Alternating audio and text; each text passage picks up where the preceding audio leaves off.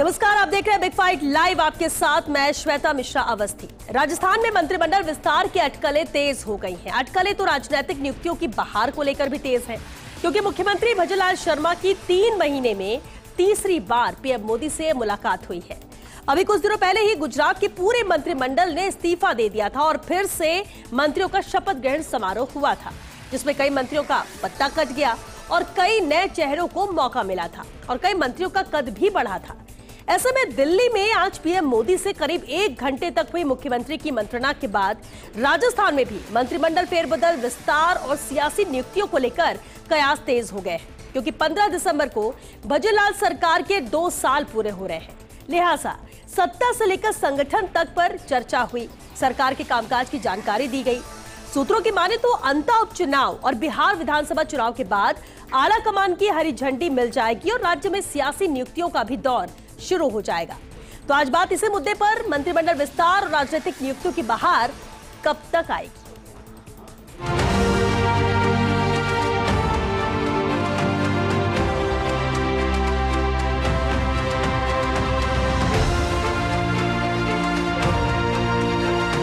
विकास के लिए जो हम सहयोग चाहते हैं, हमारी केंद्र सरकार पूरी तरह से वो सहयोग करती है।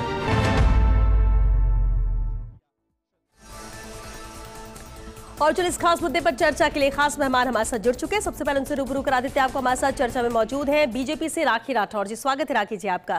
कांग्रेस से हमारे साथ स्वर्णिम चतुर्वेदी जी है। स्वर्णिम जी आपका भी बहुत स्वागत है। और साथ ही राजनीतिक विश्लेषक मिथिलेश जैमिनी जी भी मौजूद है। मिथिलेश जी आपका भी बहुत स्वागत है। बेहद खास मुद्दा है और राखी जी आपसे शुरुआत करते हैं। वैसे तो हर बार दिल्ली दौरा मुख्यमंत्री भजनलाल शर्मा का जब होता है खास होता है, वो इस लिहाज से भी कि डबल इंजन की सरकार है, बातचीत होती है, मुलाकात होती है, राजस्थान के विकास के लिहाज से बात रखी जाती है और कुछ ना कुछ राजस्थान को मिलता जरूर है। ये पिछले 1.25 साल में देखने को मिला। लेकिन इस बार पीएम मोदी से मुलाकात, 1 घंटे की बात और इसके बाद मंत्रिमंडल विस्तार को लेकर जो बातें सामने आ रही हैं, इस मुलाकात को राखी जी कैसे देखा जाए, क्योंकि अब 2 साल भी सरकार के पूरे होने वाले हैं। देखिए श्वेता, राजस्थान के विकास के लिए डबल इंजन की सरकार लगातार काम करती है और प्रधानमंत्री जी का जो अनुभव है, उनका जो मार्गदर्शन है, उसके लिए हमारे मुख्यमंत्री प्रदेश के लगातार जाते हैं। और मुझे लगता है किसी भी स्टेट के लिए ये बहुत अच्छी चीज़ है कि लगातार कम्युनिकेशन बना रहता है। जो प्रोग्रेस की गई उसके बारे में रिपोर्ट दिए जाए, आगे क्या कर सकते हैं, कैसे हमारे पास में केंद्र सरकार की हेल्प हो सकती है, उसके बारे में बातचीत की जाती है। लेकिन जहां तक मंत्रिमंडल विस्तार की आप बात कर रहे हैं, आपने ही अपनी रिपोर्ट के अंदर 2-3 शब्द यूज किए, कयास, अटकलें। तो ये सिर्फ कयास और अटकलें, मैं तो ये कहूंगी मीडिया ट्रायल ही है, इससे बढ़कर कुछ भी नहीं है। क्योंकि ये तो एक हम नियमित हमारा एक काम है जिसमें कि जाकर के हम लोग कम्युनिकेशन करते हैं और कम्युनिकेशन बहुत इंपॉर्टेंट है। प्रधानमंत्री जी जो 3 बार सीएम, 3 बार पीएम रहे, उनके अनुभव का जो लाभ है वो राजस्थान को भी मिले। और आप खुद देखते हैं कि जैसे ERCP, जिसको कि हम अब राम जल सेतु परियोजना कहते हैं, उसमें किस तरह से हमने MP और राजस्थान के बीच में एक समन्वय बनाया और उसके बाद वहां का काम शुरू होकर ईसरदा बांध से पानी आना शुरू हो गया। ऐसे ही यमुना जल समझौते के लिए जो टास्क फोर्स बननी थी, हरियाणा और राजस्थान के बीच का जो कोऑर्डिनेशन था। तो ओवरऑल प्रदेश के लिए क्या इंपॉर्टेंट है, प्रदेश को कैसे आगे विकास की राह पे ले जा सकते हैं, इस बारे में चर्चा लगातार होनी चाहिए। और ये कम्युनिकेशन सत्ता से भी होना चाहिए और संगठन के साथ भी होना चाहिए। अभी पिछले 2 दिन के अंदर भी उत्तर प्रदेश के मुख्यमंत्री योगी जी प्रधानमंत्री जी से भी मिले, नड्डा जी से भी मिले, गृह मंत्री जी से भी मिले। तो लगातार प्रदेश के मुख्यमंत्री वहां पर जाकर के अपनी रिपोर्ट पेश करते हैं, कैसे हम प्रदेश को और बेहतर तरीके से कर सके। और जो हम लगातार, जैसे यूपी में भी ऐसा ही हुआ था कि लगातार सरकारें चेंज होती थी, लेकिन उस चीज को हमने 2022 के अंदर चेंज किया कि नहीं, सरकार रिपीट होगी बेटर गवर्नेंस के साथ। और वही राजस्थान का भी हमारा लक्ष्य है। फेरबदल या विस्तार, इससे इतर सिर्फ अफवाहों का बाजार घर में कि कहा जा रहा है, ऐसा कुछ नजर नहीं आता। बीजेपी के अंदर कैसे है? बिल्कुल बिल्कुल, देखिए सीएम साहब का ये क्षेत्राधिकार है जहां पर कि वो अपने मंत्रिमंडल का विस्तार और मंत्रियों को और नए लोगों को जोड़ना, ये सब चीजें उनके क्षेत्राधिकार में है। संगठन की तरफ से निश्चित तौर पे एक राय आएगी। लेकिन आज की जो मीटिंग थी, जैसा सीएम साहब ने कहा कि हमें प्रधानमंत्री जी का मार्गदर्शन मिला और स्टेट की जो रिक्वायरमेंट है उसकी पूर्ति के लिए वहां पर वो गए थे। निश्चित तौर पे आने वाले समय के अंदर जब 2 साल पूर्ति होगी, तब हमारे राजस्थान के कायाकल्प में ये मीटिंग एक ऐतिहासिक मीटिंग साबित होगी। ठीक है स्वर्णिम जी, किसी भी सरकार, किसी भी राज्य की बात करें, अब क्योंकि गुजरात में फेरबदल हुआ, अब राजस्थान की बारी है ऐसे कहा जा रहा है और कई बार चर्चाएं हुई कि फेरबदल विस्तार हो सकता है, अगले महीने हो सकता है, 2 हफ्ते के अंदर हो सकता है, लेकिन सब कुछ चलता ही रहा। क्या अभी भी आपको लगता है जिस तरह से बातें सामने आ रही है कि ये फेरबदल विस्तार की जो बातें आ रही है ये संभव है, और इसकी वजह क्या है? क्योंकि हर सरकार में होता है, कांग्रेस की सरकार भी थी तो भी ऐसा नहीं कि 5 साल आपने जिसको जो जिम्मेदारी दे दी पूरे 5 साल तक वही निभाएगा। बदलाव कभी कभी जरूरी हो जाता है, और ये भी वजह कि राजनीति में या राज्य सरकारों को भी ये कदम उठाना होता है। देखिए श्वेता जी, सबसे बड़ी बात यह है कि प्रधानमंत्री जी से मुख्यमंत्री जी लगातार मिल रहे हैं। मुझे तो लगता है कि महीने में 1-2 बार दिल्ली दौरा होता ही है उनका, और प्रधानमंत्री जी के भी शायद सर्वाधिक दौरे किसी स्टेट में हुए तो राजस्थान में ही हुए 2 साल में, और लगातार हुए। लेकिन राजस्थान को क्या मिला ये समझ में नहीं आता। लगातार जनहित की योजनाओं में तो कटौती हम देख रहे हैं, चाहे बच्चों के स्कूल ड्रेस देने का मामला हो, या आप अगर देखेंगे तो अभी चिकित्सा विभाग को लेकर के किरोड़ी मीणा जी ने आईना दिखाया, इससे पहले शिक्षा मंत्री जी ने और पीडब्ल्यूडी जो मिनिस्टर है उनके बीच में एक दूसरे को आईना दिखाया गया। तो वो सारी चीज़ें समझ में आती। मुझे लगता है कि जरूर प्रधानमंत्री जी ने भी आईना दिखाया होगा राजस्थान सरकार को लेकर के। अब वो खुद की सरकार बचाने के लिए जा रहे हैं कि मंत्रिमंडल विस्तार के लिए या बदलाव के लिए जा रहे हैं, वो तो वो जाने, क्योंकि ये अब उनका क्षेत्राधिकार है। लेकिन एक चीज़ तय है कि राजस्थान को कुछ नहीं मिला। आप बताइए, 2 साल हो गए जब अगर या तो प्रधानमंत्री जी सलाह नहीं दे रहे या यहाँ से जो भी मांगा जा रहा है वो नहीं मिल रहा। आज स्थिति यह है कि बच्चों की जो ड्रेस देते थे उसके सब्सिडी में कटौती की जा रही है। जो ट्रॉमा सेंटर्स बन रहे हैं या बर्न वार्ड बन रहे हैं उनके बजट की जो राशि है वो आधी कर दी गई है। सड़कें बन नहीं रही हैं, पेमेंट हो नहीं रहे जो जिन्होंने सड़कें बना दी। इंफ्रास्ट्रक्चर जो हमारे टाइम में बन करके आधे पौने हो गए थे वो काम चालू नहीं है। ERCP की बड़ी बड़ी बात कर रहे हैं। डबल इंजन की सरकार है लेकिन हर चीज हाफ हो रही है, डबल नहीं। आप खुद देख लीजिए, तो खबरें हैं, मैं तो खबर पढ़ रहा हूं, और जो खबर आ रही है वो सरकार एक इस पर कमेंट ले लेती हूं, मैं राकेश जी से छोटी सी चीजों पे और ले लीजिए। ERCP को लेकर के कितना पैसा आया? क्या एक ईंट भी लगाई क्या सरकार ने? नौनेरा बांध तो ये ईसरदा बांध हमने कर ही दिया था ना, तो हमने बना दिया, अब आप करते रहो। लेकिन आपने क्या बनाया 2 साल में? कितने पैसे लगा दिए यमुना के जल के लिए? एक पाइप भी कहीं लगा क्या? नल तो बहुत बाद की बात है, अभी तो DPR बन करके उस पर काम ही चालू नहीं हुआ। तो हो क्या रहा है? हो ये रहा है कि डबल इंजन की सरकार जाती तो डबल इंजन से है लेकिन आती खाली है। या तो ईंधन नहीं मिल रहा, या यहाँ पे देने के लिए या मांगने वाले जो हैं उनके पास बताने के लिए कुछ नहीं है। सीधी सी बात है, अपनी सरकार बचाने का कार्य हो रहा है। जो बातें उठाई हैं, मुझे लगता है कि अगर ERCP के माध्यम से अगर MP का और राजस्थान का मसला सुलझता है तो ये कहेंगे कि राजस्थान को कुछ नहीं मिला। अगर ऐसा होता है कि यमुना जल समझौते के अंदर जहां हरियाणा के साथ टास्क फोर्स ही बननी तय नहीं हो पाई थी, आज देखिए यमुना जल समझौता के अंदर अंडरग्राउंड कैनल से अपने पास पानी आएगा, एक पाइपलाइन बिछेगी और उसके लिए काम चालू हो चुका है। हमारे पास समय है और जाने से पहले इसको ग्राउंड लेवल पर लाकर, क्योंकि प्रधानमंत्री जी क्या कहते हैं कि जिस चीज की शुरुआत हम लोग करते हैं उसको खत्म करके उसका लोकार्पण करके हम लोग जाते हैं। जहां तक किरोड़ी जी की बात अभी कर रहे थे, मैं ये पूछना चाहती हूं कि अगर सरकार की कोई कमियां हैं उसको सुधार के लिए अगर कोई मंत्री आगे आता है तो उसको आपको उसका स्वागत करना चाहिए। हम कमियों के सुधार की बात करते हैं, जनता को विश्वास अभी भी भारतीय जनता पार्टी पर है। अरे लोगों की लाशें अस्पताल दे नहीं रहे, बीच में मत बोलिए, आप उसका जवाब दो ना। मैं जवाब सारा दे रही हूं, आप रुकिए, अभी तो मैंने जवाब खत्म नहीं किया। खत्म करने के बाद बोलिएगा किस किसका जवाब नहीं दिया है। स्वागत करेंगे हम इस बात का। लेकिन अभी भी जनता जो है वो विश्वास करती है भारतीय जनता पार्टी पर, और इसीलिए भारतीय जनता पार्टी को बुलाती है और इसीलिए समस्या का समाधान राइट टू हेल्थ खंडे बस्ते मर, जहां पर भी कमियां हैं उनको ठीक करने का काम अगर करते हैं। एक लाश लेने के लिए मृत्यु के साथ में अगर हम एक मंत्री को बुलाना पड़ रहा है किसी कार्यकर्ता को, इससे शर्मनाक बात कुछ हो सकती है। और आप कह रहे हो स्वागत करें हम इस बात का, और इसीलिए स्वागत नहीं करेंगे हम लोग जाकर ही सब चीजों को उठाते हैं। ये करना चाहिए था अपोजिशन को, अपोजिशन तो कहीं है ही नहीं। और जहां तक दिल्ली दौरे की बात है, चाहे प्रधानमंत्री जी हो चाहे चीफ मिनिस्टर साहब हो हमारे राजस्थान के, हमें कुछ मिलता है तो अच्छा है। आप क्या ऐसा कोऑर्डिनेशन चाहते हैं कि पिछली बार जो यहाँ पे सरकार थी कांग्रेस, क्या मिला ये बता दो? कोऑर्डिनेशन नहीं था। अरे क्या मिला? किसानों के लिए स्पेशल पैकेज मिला, बता दीजिए। कितना पैसा केंद्र दे रहा है बता दीजिए। 200 लोग जो मारे गए अतिवृष्टि में उनके लिए कितना पैसा दे रहा है केंद्र बता दीजिए। जल जीवन मिशन काम जो ठप है बता दीजिए, उसको बताइए। आपको सरकार ने क्या दिया क्या नहीं दिया? आप बात इस पर कर रहे हैं कि क्या वाकई में मंत्रिमंडल विस्तार हो रहा है, इस मुलाकात से कितना फायदा है। बात हम इस पर वापस मैं आपका रुख करूंगा, आप अपनी बात पूरी कीजिएगा। लेकिन मिथिलेश जी में साथ हैं। मिथिलेश जी, अहम है, कहा जा रहा है कि मंत्रिमंडल विस्तार या राजनीतिक नियुक्तियां जिसका इंतजार है अब उसकी बारी है राजस्थान में। क्या वाकई में आपको लगता है, या फिर अभी भी दिल्ली में क्योंकि प्रधानमंत्री से मुलाकात होती है अभी हरी झंडी का इंतजार है, या दूसरा साल पूरा होने से पहले 15 दिसंबर से पहले ही बदलाव हो जाएगा? और वाकई में अगर होता है तो ये क्यों जरूरी ऐसा लग रहा है, या ऐसा होना ही चाहिए? क्या इससे फायदा है या फिर ये महज अफवाह है? देखिए, अफवाह तो नहीं है, मुलाकात हुई, कुछ बात हुई, कुछ तो बात निकली है, ये तो तयशुदा है। लेकिन जो सबसे अहम चीज है कि एक रात पहले ही जो इस तरीके से प्रदेश अध्यक्ष मदन राठौड़ जी का और सीएम साहब की मुलाकात होना सीएम निवास पर, इससे पहले 5 अक्टूबर को चित्तौड़गढ़ की धरा पर मदन राठौड़ जी ने कहा कि संगठन में और मंत्रिमंडल में बड़ा बदलाव होगा। तो संकेत तो हैं। अब सबसे इंपॉर्टेंट चीज है कि होता कब है, क्योंकि बीजेपी में जो होता है वो दिखता नहीं है, जो दिखता है वो होता नहीं है।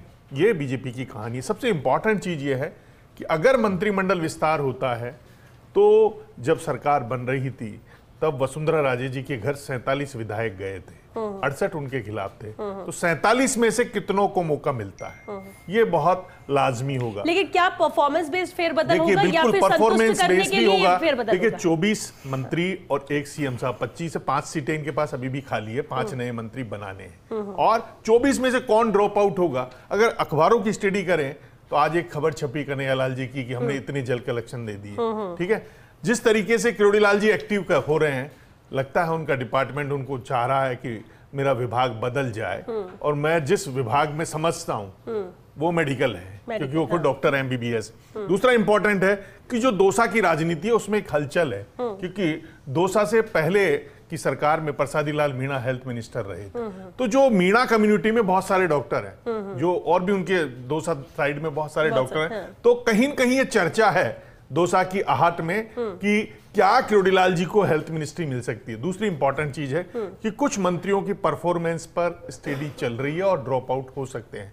अब उनमें विभाग बदलने में अगर हम बात करें कि जिनकी बसें जल गई, जैसलमेर का जो बस कांड हुआ, तो क्या परिवहन मंत्री जी के ऊपर कुछ हो सकता है? उनके बेटे का भी एक मामला आया था पहले। तो परिवहन से रिलेटेड ये एक डिपार्टमेंट चेंजेज के चांसेस है। दूसरा एक और इंपॉर्टेंट डिपार्टमेंट है एजुकेशन डिपार्टमेंट और पंचायती राज मंत्री। मदन दिलावर जी के बयान और कई बार जो चर्चाएं होती है और जिस तरीके से पीपलोद में 6 मासूम बच्चों की जान चली गई, वो एक चांसेज है कि उनका डिपार्टमेंट बदल जाएगा। अब आएगा कौन? इसमें इंपॉर्टेंट है कि झोटवाड़ा से जो विधायक हैं और मंत्री हैं राज्यवर्धन जी राठौड़, उनकी परफॉर्मेंस को लेकर भी सवाल ऊपर तक गए हैं। ऐसे में अगर नए राजपूत आते हैं तो बाबू सिंह राठौड़ का नाम बहुत प्रमुखता से लिया जा रहा है, क्योंकि गजेंद्र सिंह जी की जीत में बाबू सिंह राठौड़ का बड़ा अहम योगदान था और वो महज 1 लाख वोटों से जीते थे। लेकिन मिथिलेश जी, ऐसी स्थिति में ना सिचुएशन बड़ी बिगड़ भी जाती है। आपको लगता है पार्टी के अंदर संतुलन बरकरार रह गया, असंतुलित भी हो सकता है? देखिए, ऐसा कोई असंतुलन नहीं होता बीजेपी में, बैलेंस रहेगा। हमने देखा ना, जब पहली बार के विधायक सीएम बन गए और सबने स्वीकार कर लिया और इनकी सबसे दिग्गज नेता वसुंधरा जी ने उनको आशीर्वाद दे दिया, तो ऐसा बीजेपी में नहीं होता, कांग्रेस में होता है। ये तो तयशुदा कार्यक्रम है, इसलिए नहीं तो फिर क्या फेरबदल या विस्तार में किसी तरह की प्रेशर पॉलिटिक्स नहीं चलेगी? देखिए, प्रेशर पॉलिटिक्स बीजेपी में मुझे तो लग नहीं रहा चलती है, लेकिन फिर भी जैसे अनीता बदेल का भी नाम चल रहा है, ठीक है, फूल सिंह मीणा का भी नाम चल रहा है बांसवाड़ा साइड से, तो कई नाम चल रहे हैं। दूसरा, जो बार बार मांग उठती है कि पूर्वी राजस्थान में हमें सीट दी है, लेकिन मिनिस्टर किरोड़ीलाल जी हैं जो मीणा बेल्ट है उसमें, अब क्या रामविलास मीणा का नंबर आएगा, लालसोट MLA का,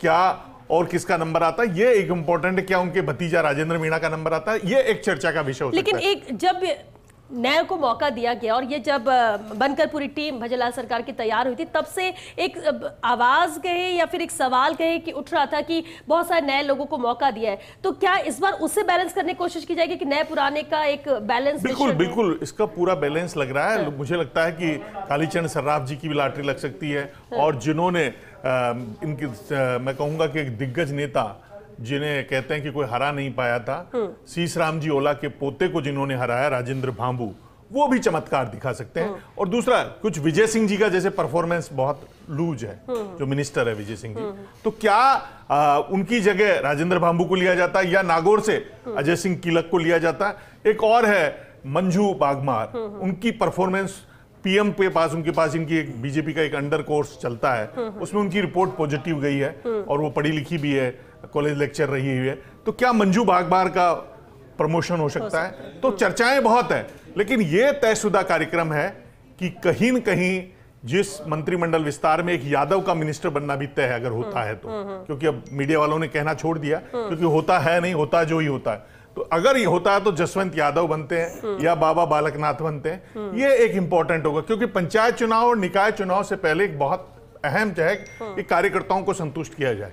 अशोक गहलोत जी ने अपनी सरकार में लगभग 15,000 कार्यकर्ताओं को बैलेंस किया था। अब इसमें 9 के लगभग निगम बोर्डों में नियुक्तियां हुई है, 100 के लगभग निगम बोर्ड है और खूब सारी नियुक्तियां हैं, तो लगभग 10,000 कार्यकर्ताओं को ओबलाइज कर सकते हैं भजनलाल जी। उससे पहले फिजा बदल सकते हैं, लेकिन ये सब मुझे लगता है कि मैच्योर स्टेज पे है और कब होगा ये इंपॉर्टेंट है।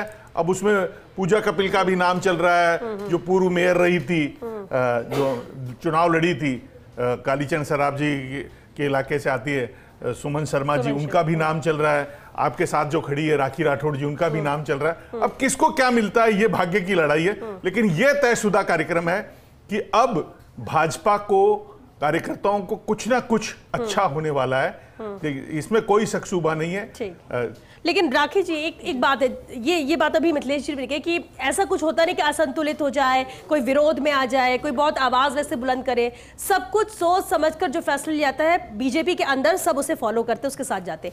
लेकिन फिर भी कई बार ऐसे निर्णय हो जाते हैं कि डिजर्विंग कैंडिडेट बाहर रह जाता है और किन्हीं दूसरों को मौका मिलता है। और आपने भी कहा कि अभी ये अफवाह है, लेकिन जिस तरह से लगातार चर्चा है तो ऐसा तो माना जा रहा है कि बदलाव होगा।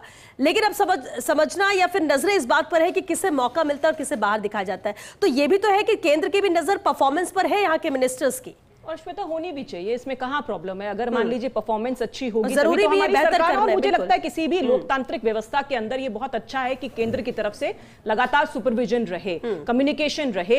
डिजर्विंग कैंडिडेट बहुत सारे हैं, हमारी पार्टी जो है उसमें कार्यकर्ता इंपॉर्टेंट है, उसका पद क्या है ये हम कार्यकर्ताओं के लिए इंपॉर्टेंट नहीं होता, लेकिन काम करे, प्रॉपर तरीके से उसका एग्जीक्यूशन हो और उसकी प्रॉपर मॉनिटरिंग हो, ये हमारी पार्टी में लगातार होता है। किसी ने नहीं सोचा था कि एमपी के अंदर मोहन यादव जी सीएम बनेंगे या छत्तीसगढ़ के अंदर विष्णु साय जी का सीएम पद के लिए नाम आएगा, लेकिन राजस्थान में भजनलाल शर्मा जी जो हमारे नीति निर्धारक है वो लगातार मॉनिटरिंग करते हैं और नए लोगों को, ऐसे लोगों को जो लगातार लाइमलाइट में नहीं है लेकिन उनके अनुभव का लाभ भी स्टेट को मिल सके, स्टेट की क्या आवश्यकता है, और रेगुलर ये प्रोसेस होना ही चाहिए। और होता क्या है, जैसे पिछले 5 साल जो हमने देखे किस तरह का लैक ऑफ कोऑर्डिनेशन था संगठन और सत्ता के बीच में, दिल्ली के बीच में और राजस्थान के बीच में। अहंकार इतना आगे था कि बीजेपी क्योंकि सेंटर में है इसलिए ईआरसीपी के लिए प्रयास अशोक गहलोत जी ने नहीं किए, क्योंकि पानी मिले ना मिले वो मतलब नहीं है, श्रेय हमें मिलना चाहिए। तो ऐसी मानसिकता जब रहेगी किसी पार्टी में, ना केवल उन्होंने अपनी ही पार्टी के लोगों के लिए शब्दों का उपयोग किया, उसके अलावा जो सेंट्रल गवर्नमेंट थी उसके पास भी नहीं गए, क्योंकि उनको लगता है श्रेय के चला जाएगा। तो ये इस तरह की स्थिति नहीं है, अनुशासित हम कार्यकर्ता हैं और ऐसा कोई असंतुलन नहीं होगा, किसी को भी बनाए वो अपना काम करे। ईआरसीपी को लेकर स्वर्णिम जी ने काफी सारी बातें कही, लेकिन एक इंपॉर्टेंट चीज है राजस्थान के लिए, क्योंकि हम भी उसी हल्के से आते हैं, ये स्वर्णिम जी से आते हैं। लगभग 23,000 करोड़ के कामों की बिड जारी हो चुकी है। 8,000 करोड़ की एक बार बिड जारी हुई और 13-14,000 करोड़ की बिड अब जारी हो चुकी है, यानी 23,000 करोड़ की बिड जारी हो गई है। ये एक शुभ सूचना है कि अगर भजनलाल जी, जिन्हें आधुनिक भागीरथ का, आज उन्होंने एक बड़ा अपना जो सोशल मीडिया पर लिखा, उसमें एक लिखा कि विकसित भारत के शिल्पकार और हमारे लिए स्नेहिल आशीर्वाद और प्रेरणास्पद मुलाकात रही और मार्गदर्शन मिला। ये दो शब्द हैं। इन दो शब्दों के दम पर कहा जा सकता है कि कहीं न कहीं राजस्थान में मंत्रिमंडल में जो 5 सीटें खाली है वो शायद भरी जाएगी। उनमें किन किन का नाम आता है, उनमें नामों में काफी सारे नाम हैं जो इंपॉर्टेंट है, जिनकी चर्चा अभी चल रही है सोशल मीडिया पे। अतुल बंसाली, अनीता बघेल, अर्जुन लाल गर्ग, अर्जुन जी नगर, आदूराम मेदवाल, कालीचरण सर्राफ, कुलदीप धनखड़, कैलाश मीणा गढ़ी, गुरवीर सिंह, जयदीप बियानी, छगन सिंह राजपुरोहित, जसवंत यादव, बाबा बालकनाथ, पुष्पेंद्र सिंह, बाबू सिंह राठौड़, फूल सिंह मीणा, भैराराम चौधरी, राजेंद्र बाबू, दीप्ति माहेश्वरी, श्रीचंद्र कृपलानी, ये तमाम नाम अभी से चल रहे हैं। तो इसका मतलब कुछ तो पकड़ा है। ऐसा नहीं है कि कुछ नहीं होगा, क्योंकि जिस हिसाब से ये चल रहे हैं, अब किसके भाग्य में क्या लिखा है, अब वो गुजरात मॉडल होता है, सबका इस्तीफा लेके फिर बनाते हैं, क्या होता है वो देखने लायक होगा। देखिए श्वेता जी, अच्छी बात है, पिछली सरकार का जिक्र बार बार होता है स्वर्णिम जी, जब भी कोऑर्डिनेशन की बात आती है। देखिए जो भी ये कहें, कोऑर्डिनेशन तो इनके मंत्रिमंडल में हमने देख लिया कितना है आपस में मंत्रियों में, अब क्या चर्चा करनी अगर बदलाव ही हो रहा है तो। लेकिन हाँ, मुझे लगता है शायद प्रधानमंत्री जी ने ये याद दिलाया होगा कि मैंने जो चुनाव में वादे किए थे कि गहलोत सरकार की जन कल्याणकारी योजनाएं बंद नहीं होंगी, अब शायद वो याद दिलाया होगा उन्होंने। और याद दिलाया होगा, तो हम ये मानते हैं कि चाहे बदलाव हो जाए बहुत जरूरी है, क्योंकि ये बोझ सरकार का जनता पर आ गया है। कोई भी आज जो राइट टू हेल्थ हमने लागू किया था वो लागू रहे, किसी को शव अपने मृतक परिजन का लेने के लिए किसी मंत्री को नहीं बुलाना पड़े। ऐसी स्थिति शर्मनाक है। और ऐसी भी स्थिति जो प्रधानमंत्री जी ने कहा था ना कि भाई अब हरियाणा के बराबर डीजल पेट्रोल के दाम होंगे, शायद वो भी कर दें। जो वादा किया था ना चुनावों में कि एमएसपी पर बाजरा खरीदेंगे, गेहूं 2700 रुपए में खरीदेंगे, वो भी कर लें। और जो किसानों को मुआवजा नहीं मिल रहा, मृतकों को जो अतिवृष्टि से 200 से ज्यादा मारे गए उनको मुआवजा नहीं मिल रहा, उसको भी शायद मुआवजा मिल जाए अगर ये बदलाव हो तो। लेकिन सबसे बड़ी बात यह है कि सरकार और सरकार में बैठे लोग इस पर तो बात करते नहीं है। आप बधाई हो अगर अब राखी जी बने, कोई भी बने, सब बने, लेकिन कम से कम जन कल्याण के कार्य तो हो, शुरू तो हो। अरे जो सड़कें टूटी पड़ी हैं, जो आईपीडी टावर जैसे बड़े बड़े प्रोजेक्ट्स अटके पड़े हैं, जिन अस्पतालों में दवाई की कमी है, जहां पे जांच नहीं हो पा रही या रखरखाव के अभाव में आग लग रही है, आग से मर रहे हैं, उस पर जवाब दें। और जवाबदेही तो श्वेता जी ये भी तय होनी चाहिए कि जो 30 बच्चे अगर झालावाड़ में स्कूल की छत गिरने से दब गए, उसकी जिम्मेदारी जिसने ली है, क्या कार्रवाई हुई? उसमें 6 बच्चे मारे गए और उसके अलावा अनेक जगह पे कोई छज्जा गिरने से, टॉयलेट गिरने से बच्चे मरे। स्कूल बंद ना हो, जो स्कूल हमने खोले थे वो बंद नहीं होने चाहिए, जो कॉलेज हमने खोले वो बंद नहीं होने चाहिए, उन पर जिन पर गाज गिरनी चाहिए। श्वेता जी, मेरा एक और है कि प्रधानमंत्री नरेंद्र मोदी ने 2016 में कहा था कि जो नॉन ग्रेजुएट पोस्ट है उन पर इंटरव्यू नहीं होगा। दिल्ली ने उसे मान लिया, बिहार ने उसे मान लिया, उड़ीसा ने उन्होंने मान लिया, लेकिन राजस्थान सरकार जो डबल इंजन की सरकार वो नहीं मान रही। अभी सितंबर में ऐसा ही भर्ती का विज्ञापन निकला है और उसमें इंटरव्यू रखा है, जबकि हमने देखा आरपीएससी में जिस तरीके से हाईकोर्ट में कहा कि एसआई के इंटरव्यू में होता है। तो भजन लाल जी को सबसे पहले तो 2016 की जो प्रधानमंत्री नरेंद्र मोदी की घोषणा है कि नॉन ग्रेजुएट पोस्ट में इंटरव्यू नहीं होना चाहिए, उसमें घोटाला होता है। और ऐसा ही भर्ती में जिस तरीके की रिपोर्ट आई है, तो मैं कहूंगा कि मंत्रिमंडल विस्तार के साथ साथ प्रधानमंत्री नरेंद्र मोदी का ये सपना भी पूरा कर दे। मिथिलेश जी, एक सवाल है क्योंकि वक्त भी खत्म हो रहा है, मुझे राखी जी से भी एक कमेंट लेना है। विस्तार और फेरबदल की तो हम बात करें, लेकिन राजनीतिक नियुक्तियां, क्या वजह है कि सरकार बनने के साथ ही राजनीतिक नियुक्तियों के लिए इतना इंतजार करना पड़ता है और जिनको भी नियुक्तियां दी जाती है उनके पास भी ज्यादा वक्त नहीं रहता है कि वो कुछ करके दिखाएं? कांग्रेस में भी ये देखने को मिला था, बीजेपी में भी अभी तक नहीं हुआ। ये कार्यकर्ताओं के साथ अन्याय है, क्योंकि अगर 5 कई पोस्टें 3 साल के लिए होती है, 3 साल आप बना दो, बाद में बना दो 2 साल, तो कार्यकर्ता ओब्लाइज होता है, क्योंकि कार्यकर्ता ही नारे लगाता है, कार्यकर्ता ही सिर पर लाठी खाता है, तो उनको ओब्लाइज करना चाहिए। अब इस सिस्टम में क्या कांग्रेस से आए लोगों को ओब्लाइज करेंगे या नहीं करेंगे, ये भी देखने लायक होगा, क्योंकि पूर्व मेयर ज्योति डिले क्यों होता है? क्या इससे कुछ फायदा नुकसान है? कोई नुकसान नहीं है, कई बार सलाहकार जो होते हैं वो डिस्टर्ब कर देते हैं। बाकी होना ये चाहिए कि पहले दिन अपॉइंटमेंट होना चाहिए, जिससे वो भी राजनीतिक हिस्सेदार बने, जैसे सरकार जैसे बने उनका तो होनी चाहिए, उनका हिस्सा होना चाहिए। वो केवल दरी बिछाने के लिए, पोस्टर लगाने के लिए कार्यकर्ता थोड़ी है। इस प्रोसेस को तो यूज करना चाहिए। अशोक गहलोत जी ठीक है, लास्ट में सबको दे गए, बरसा दी, 6 महीने रहा, कोई 3 महीने रहा, किसी की गाड़ी नहीं आई, वैसा काम नहीं करना चाहिए भजनलाल जी को, ये सही चला है। देखिए मिथिलेश जी, गहलोत जी तो आखिरी में जाते जाते योजनाएं भी, स्मार्टफोन भी आखिरी में जाते जाते देते थे, बच्चों को दूध पिलाने का भी काम बाद में करते थे, तो आखिरी में आपने रोके अनाउंस कितने किए थे, अनाउंस कितने किए थे, और लगातार एक साल तक अनाउंस करते रहे। 42 लाख महिलाओं को सशक्तिकरण करके हमने स्मार्टफोन दिए थे, बाकी आपने रोके, जनता क्यों रोके बताइए? ऐसा हमारी पार्टी में नहीं होगा। बंद कर रहे हैं बताइए?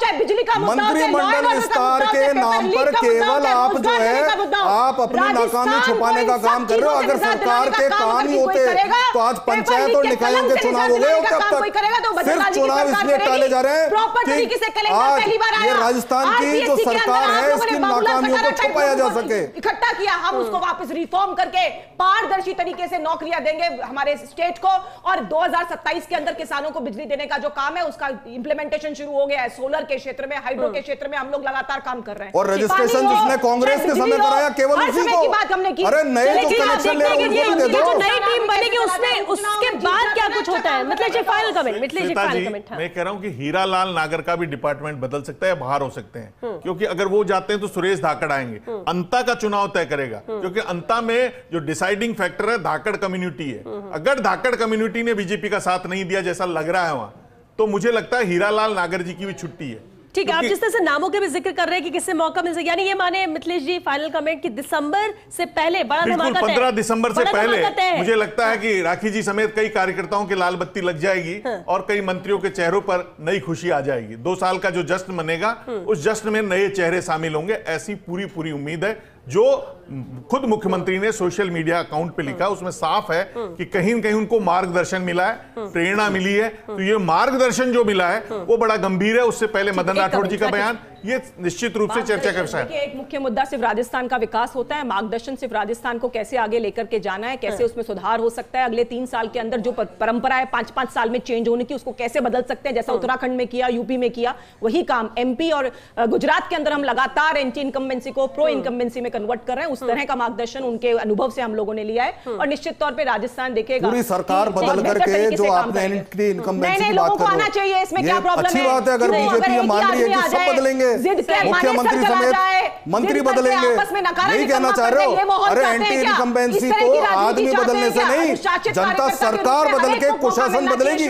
चलिए मौका तो सबको मिलना चाहिए, मौका तो सबको मिलना चाहिए, क्योंकि जो एक्सपीरियंस है उनके पास तो एक्सपीरियंस है, लेकिन नए को मौका नहीं देंगे तो उनके पास एक्सपीरियंस कैसे आएगा, और नए हमेशा पीछे ही रह जाएगा। और जैसा कि राकेश जी आपने भी कहा कि कार्यकर्ता मेहनत करता उम्मीद नहीं, लेकिन फिर भी जब जो मेहनत करता उसे उम्मीद होती है कि उस मेहनत का इनाम मिलना चाहिए, वरना कार्यकर्ता तो कई ऐसे हैं जो 40-50 साल से सिर्फ कार्यकर्ता ही रह गए, दरी बिछाते ही रह गए, पार्टी को मजबूत ही करते रह गए, लेकिन उन्हें कोई पद नहीं मिला। पद की चाहत नहीं होती, लेकिन पद एक सम्मान के तौर पर भी होता है और ये हक जिसको है उसे मिलना चाहिए, और शायद इसलिए उम्मीद हर कोई करता है, भले सामने से कहे या ना कहे। लेकिन चलिए, क्योंकि वक्त खत्म हो चुका है, बहुत शुक्रिया आप सभी का इस चर्चा में शामिल होने के लिए। इतना जरूर है कि प्रधानमंत्री नरेंद्र मोदी के साथ आज की ये मुलाकात मुख्यमंत्री विजयलाल शर्मा की बेहद अहम थी। कई अहम मुद्दों को लेकर, खासतौर से राजस्थान के विकास के मद्देनजर बातचीत तो हुई, लेकिन मंत्रिमंडल फेरबदल विस्तार को लेकर भी चर्चा हुई है। अब इसे अफवाह कहा जाए, इसे अटकलें कहा जाए, लेकिन धुआं वहीं उठता है जहां कहीं आग लगी हो। चर्चाएं उसी बात को लेकर होती है जहां पर कहीं कुछ थोड़ी बात तो हुई हो, और शायद इसलिए उम्मीद की जा रही है, क्योंकि 2 साल भी 15 दिसंबर को सरकार के पूरे हो जाएंगे। ऐसे में उससे पहले क्या बड़ा धमाका होना तय है? क्या वाकई में नए चेहरों को भी जगह मिल सकती है, नए पुराने का बैलेंस हो सकता है, जो नॉन परफॉर्मर है क्या उन्हें हटाया जा सकता है? कई ऐसी चीजें, और इसलिए सबकी नजर इसी पर है कि आखिर क्या नाम सामने आते हैं, किस तरह से नई टीम बनकर तैयार होती है। इंतजार जरूर इसका है। चलिए, 6 बिग फाइट लाइव मैच के लिए बस इतना ही। नमस्कार।